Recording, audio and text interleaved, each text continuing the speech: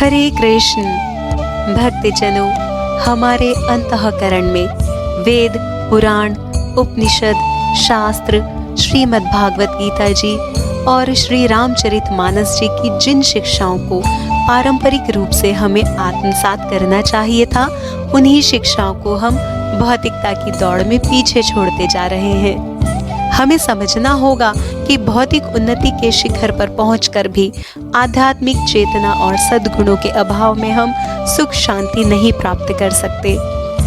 आज आपके अपने चैनल कथा पुंज की एकादशी व्रत कथा श्रृंखला में अंतःकरण को शुद्धि प्रदान करने वाली परम पावनी मार्गशीर्ष शुक्ल पक्ष मोक्षदा एकादशी के व्रत और महात्म्य तथा कथा का वर्णन करने का प्रयास करते हैं।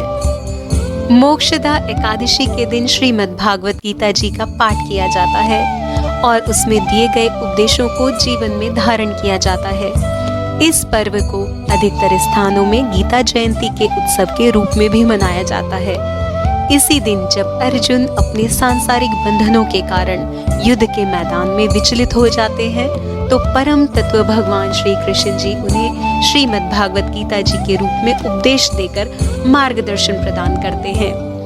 इस दिन विधि विधान से किए गए कर्म कांड से भगवान श्री हरि विष्णु जी को हम अपनी भक्ति और प्रेम समर्पित करते हैं। आइए सबसे पहले जानते हैं शुक्ल पक्ष मार्गशीर्ष एकादशी मोक्षदा एकादशी का शुभ मुहूर्त।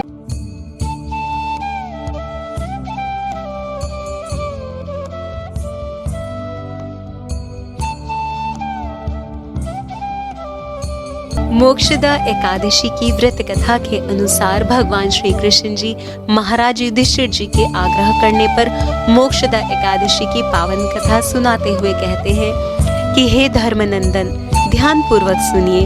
प्राचीन काल में वैकानक नाम के एक राजा गोकुल नाम के राज्य पर राज्य किया करते थे। वह एक धर्मात्मा और अपनी प्रजा से प्रेम करने वाले राजा थे।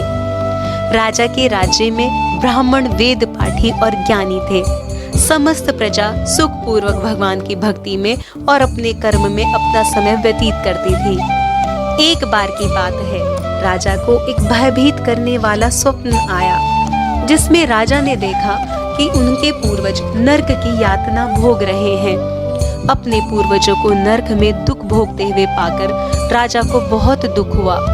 राजा के पूर्वज उनसे नरक से मुक्त करने की याचना भी कर रहे थे। ऐसा दृश्य देखकर राजा का मन बहुत व्याकुल हुआ। राजा ने अपना स्वप्न एक विद्वान धर्मज्ञ ब्राह्मण को बताया और इस स्वप्न का तात्पर्य पूछा। तब विद्वान ब्राह्मण ने राजा को पर्वत नाम के ऋषि जी के आश्रम में जाने का सुझाव दिया और कहा कि वह त्रिकालदर्शी हैं, आप उनकी शरण में जाइए, वह आपकी समस्या का समाधान करेंगे।